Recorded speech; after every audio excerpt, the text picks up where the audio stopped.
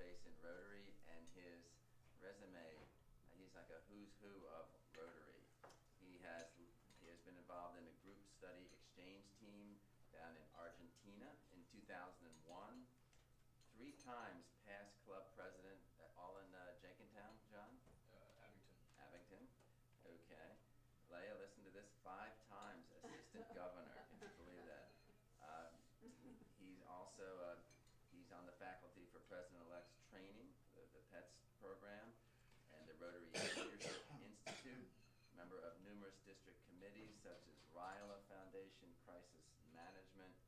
Let's give a warm welcome to John Washington. Your club is at your old venue. I don't believe that I have been here. Patrick and I were going back and forth on emails this morning, and it's like jogging my memory. I don't think I've been here. But it's good to be back and good to talk to you guys today. And I have a presentation called Pride. And I use the word pride for a very specific reason. How many of you are proud? To me, that's a has-been term. I was proud to serve in the service. I was proud to have gotten that award. It's something that happened in the past. How many of you have pride? To me, pride is something that's ongoing. So I have Rotary Pride, and that's what my presentation is going to be about. And it's an acronym, obviously, and we'll describe what some of the little letters stand for. As Patrick mentioned, some of my background, and here's why I have Rotary Pride. You can see at the bottom there, my Rotary career started out when I was 40 years old, and I was selected by this Rotary district to do a vocational exchange to rural Argentina to study their police and fire departments. So I went with the team down there, spent 30 days down there. They were still living in the 1950s.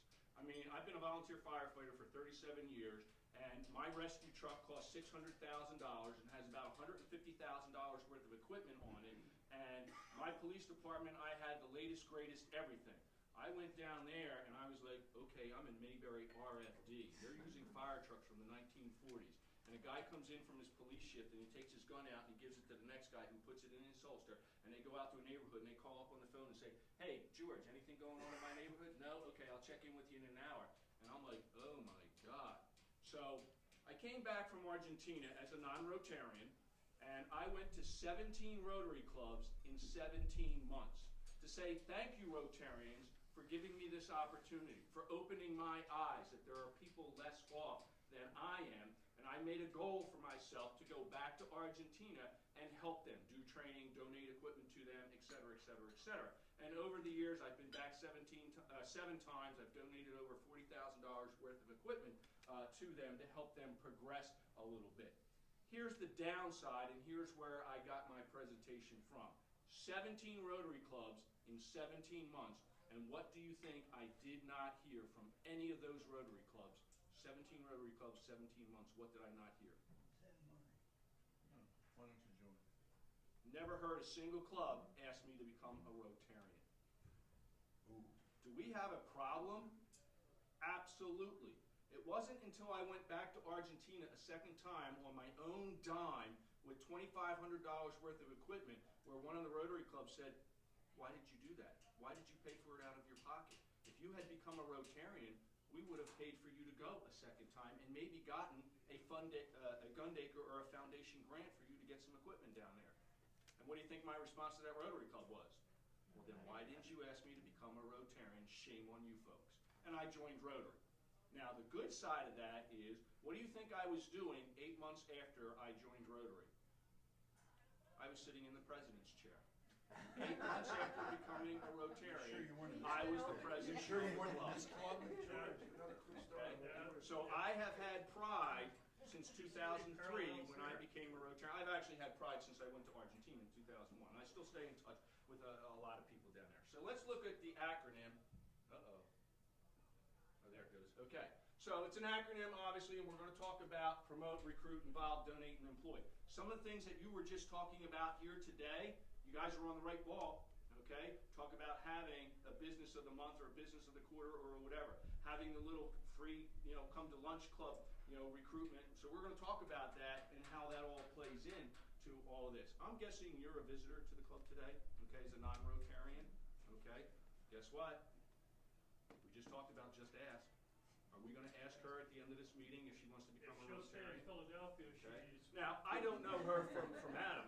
Maybe she's just out on parole today and she has to go back to the big house. I don't know. Obviously, in my line of work as a police officer, the people I interacted with, were I asking them to become Rotarians? No, because I was locking them up for, for whatever reason. Okay? So, Doesn't exist a Rotary club in prison. I don't know. Something new. This is a possibility, maybe we can reform them. I don't think that's allowed. All right, so the first P stands for promote. How do we promote Rotary? We were talking at the beginning of the meeting that somebody heard something on the news about polio, and Rotary wasn't one of the named partners or one of the named people that has helped with it over the years in terms of eradication. Why? Because we don't promote ourselves. In terms of conversation with others, how many of you, when you leave your office to come to this meeting, get up and say, hey guys, hold down the fort while I'm at the Rotary meeting for the next hour? Do we do it? Good. And then when you come back from the meeting, hey, I'm back. Did anything happen while I was gone? Did the ceiling fall in? I'm back from the Rotary meeting. We don't promote it in our conversation. I've been out of work for the last almost 2 years. I have an elevator speech. So if I meet somebody that I think may offer me a job, do I have an elevator speech to say, this is John Washington, this is what I'm all about? Do we have a Rotary elevator speech?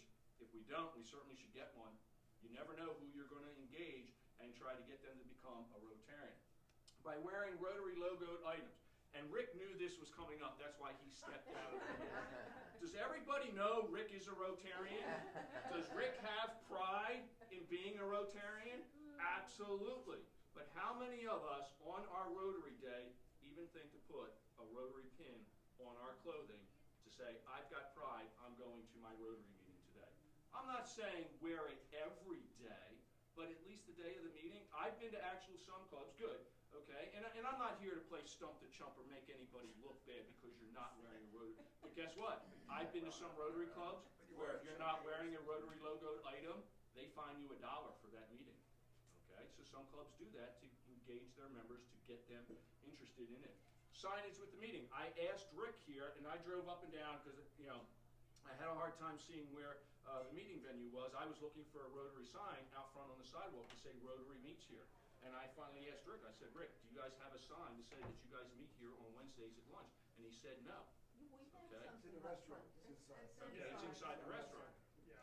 Okay. Exactly. Here's my philosophy, and I finally got my club to do that. My club meets on a side street off of Route 611 in Jenkintown Borough. 611 is a very heavily trafficked street. The side street where we meet is not heavily trafficked. But we put a sign out on the sidewalk that says Rotary meets here today at 12:15.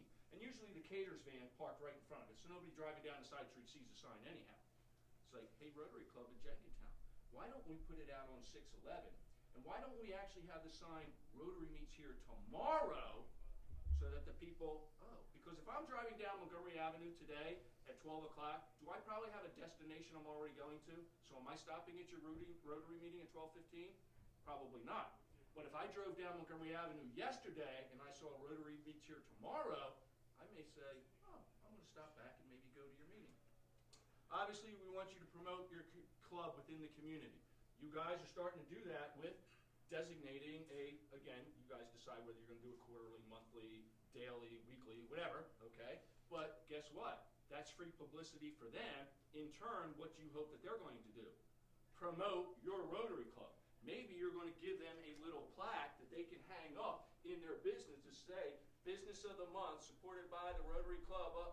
Guess what? Now people come into their business and they see that Rotary emblem there, and they're going, oh, really? Where does that Rotary Club meet? What does the Rotary Club do? So on and so forth. Obviously, we want you to promote Rotary in news articles, press releases. We know that formal newspapers are going by the wayside. I still go out every day and buy the Philadelphia Inquirer. I like reading the news. I don't like getting all the ink on my hand, but I still like reading the newspaper. I still, every week, send something to my local weekly newspaper about what my Rotary Club's doing. Do you think they print it every week? I'm lucky if I get something in there quarterly, okay, because they got so much other news going on.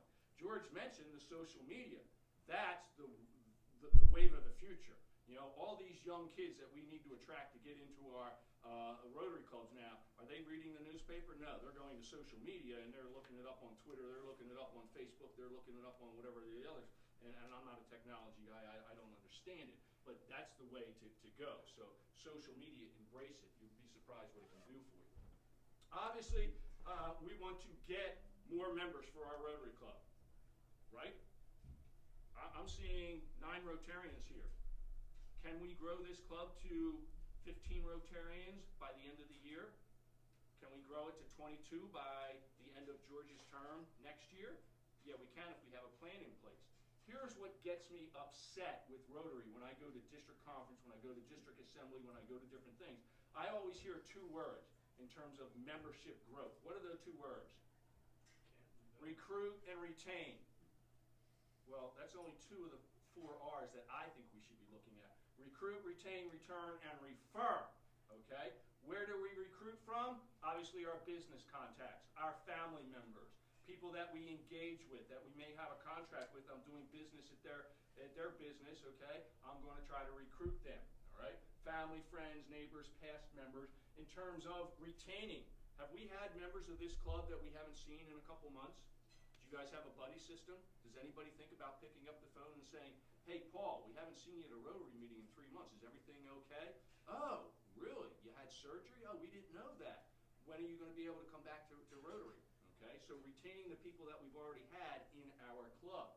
Obviously from our social and business contacts, here's another thing that I see generally happens when we go to recruit people.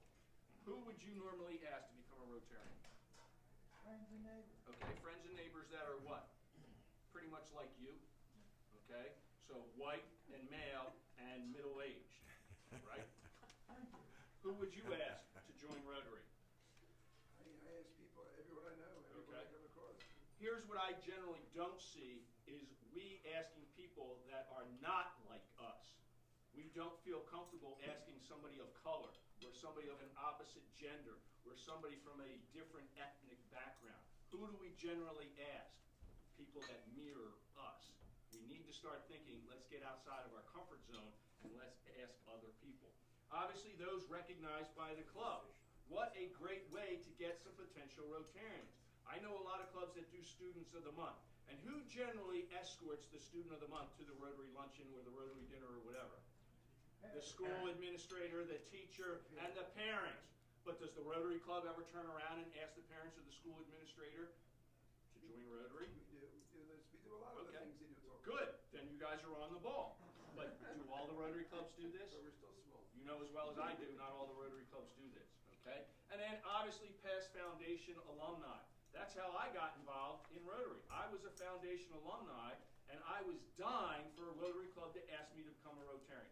17 Rotary clubs, 17 months, nobody asked me to become a Rotarian. And I was pissed off about that. And it wasn't until I went back to the Rotary Club a second time to talk to them about my second experience that I actually had to ask them. They sort of pseudo-asked me, but I actually had to ask them, how do I become a Rotarian? We have RILA coming up, okay? Somebody tell me what RILA is. Rotary Youth Leadership Award. It's generally for our high school students that are the best of the best in their high school. We bring them out for 2.5 days worth of training, both Rotary training and leadership training, and then we send them back to their high school. Some of them are in high schools where we have an Interact Club being a high school version of a Rotary Club. Tell you a little story. 2009, a girl from the Chamonix High School comes to RILA at Valley Forge. I didn't know her from Adam, but I found out when she graduated high school, she wants to go to the University of Penn. Oh, I work at the University of Penn. Let's share email addresses. About a year and a half later, I'm closing down a fraternity party with a whole bunch of underage drinkers in it. And I see this girl in the corner trying to like, and I'm looking at this girl like, I know you from somewhere, don't I? No, you don't. I know you from somewhere, don't I? No, you don't. Guess what? It was this girl that came through RILA. So I made a deal with her that night. I wasn't going to arrest her for underage drinking, okay, if she joined the Rotaract Club that was on the Penn campus. She joined the Rotaract Club on the Penn campus. She became president of the Rotaract Club. She went on to become the district Rotaract rep, which is similar to a district governor for the Rotaract Club. And she's getting soon to become a Rotarian. So I stayed in touch with her. I recruited her. I retained her in a Rotary program. Here's the last part of the puzzle here, referring. We don't do that well enough. When we recruit, who do we generally recruit for? Go ahead and eat, please. Who do we generally recruit for? Our Rotary Club. And if the person can't make Wednesday at 12:15, we end the conversation. Am I wrong? Wrong. What should we do? Oh, you can't make Wednesday at 12:15? What times are you available? Oh, Tuesday at 12:15? Well, the Rotary Club at Jenkintown meets Tuesday at 12:15. All right? We should know where some of the other Rotary clubs in our immediate area meet, at what venue and at what time, because we want to refer them to another Rotary Club. We should be recruiting for Rotary International and just not for our club. Okay? So, recruit, retain, refer, and return people that we've had in Rotary programs.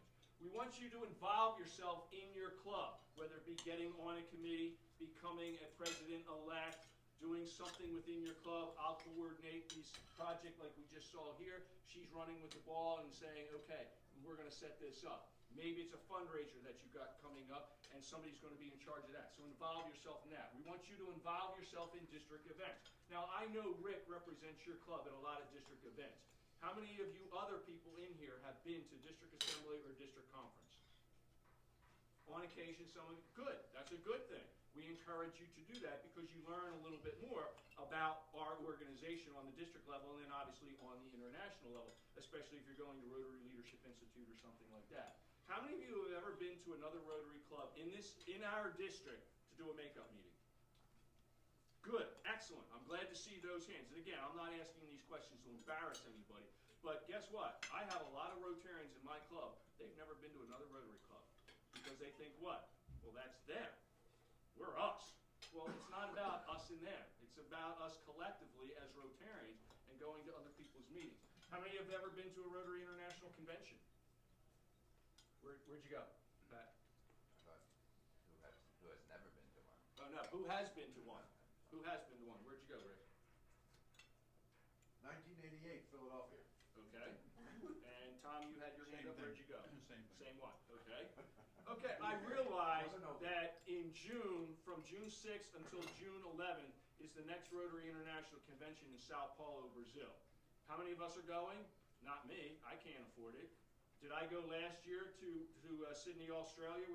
No, I couldn't afford it. Okay. But I've been to Denmark when they had the conference there a couple years ago. I've been to Salt Lake City. I've been to Chicago.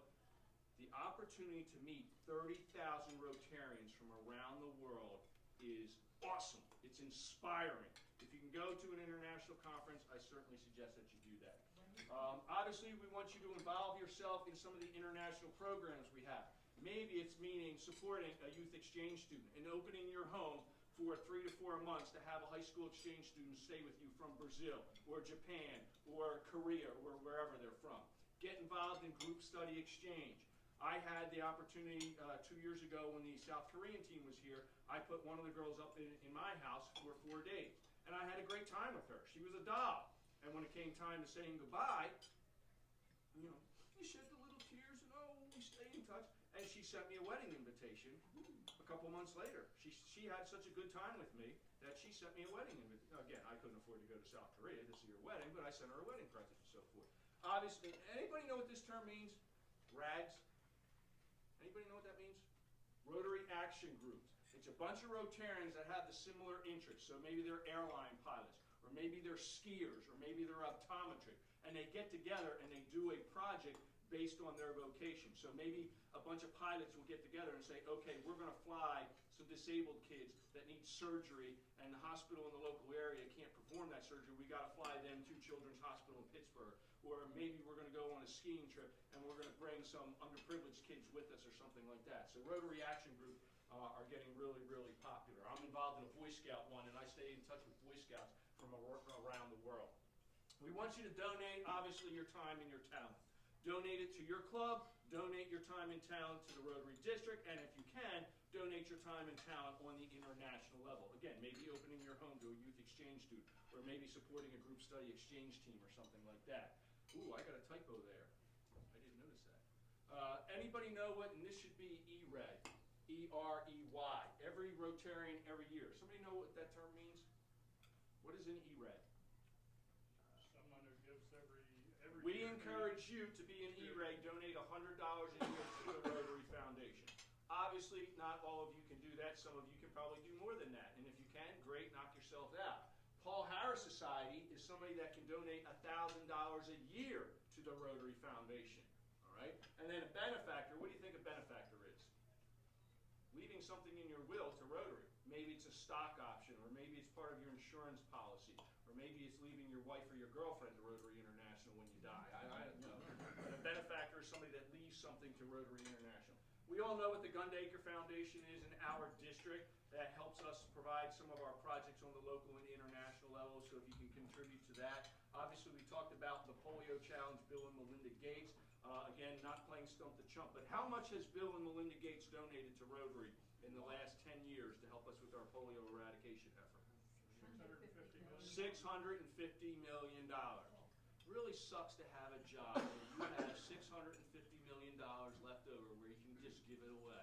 How do I get that job? That's one of the things. You know? So, you know, I'd love to have that job. So that's how we want you to donate to Rotary. And then the last thing to wrap up is we want you to employ Rotary in your daily life by embracing the four-way test in your business life, in your personal life as well. The object of Rotary in terms of service above self. I've been doing service above self since I was a little kid. I joined Cub Scouts, became a Boy Scout, was an Eagle Scout. I still am a merit badge counselor. I still go to my troop meetings as an assistant scoutmaster. I've been in the fire service since I was 16 years old. I've pulled more dead people out of cars and buildings than I care to think about. But to me, service to my community has always been a part of my life. Obviously, as Rotarians, you guys are embracing that as well. So employ that in your daily life as well. And then we want you to employ world peace through understanding. Guess what? Look at all the conflicts that are going on around the world because they don't employ the tenets of Rotary. What was one of the first Rotary Foundation programs? Does anybody know? Started in 1948 after World War II. Well, that was a project. Rotary-funded programs to promote world peace. Ambassadorial scholarships were the first Rotary-funded program where we sent in 1948 1,000 kids to different countries, to colleges and universities, because the philosophy back then was, if I'm from Russia and I have a couple hundred of my students at different universities around the world, am I now going to attack that country? That was the mindset. Did it really work? Yeah, maybe yes or no, okay? So world peace through understanding is really, really important. We still do 50 Peace Fellows every year. We still do the Peace Scholarship programs at 6 universities around the world, which is costing us about $30,000 to $40,000 per student. We don't generally have the ambassadorial scholarship program that we used to have, but it's the Peace program is there. So that's my pride that I have in Rotary. I certainly hope that you guys have pride in being Rotarians and in your Rotary Club. So go out there and promote, recruit, retain. I want you to involve yourself in Rotary on the international level if you can, on the district level, certainly on the club and community level. I want you to donate your time and your energy, and if you have the money, donate that, and employ the four-way test and employ service above self. So I thank you for having me out here today, and if you have any questions,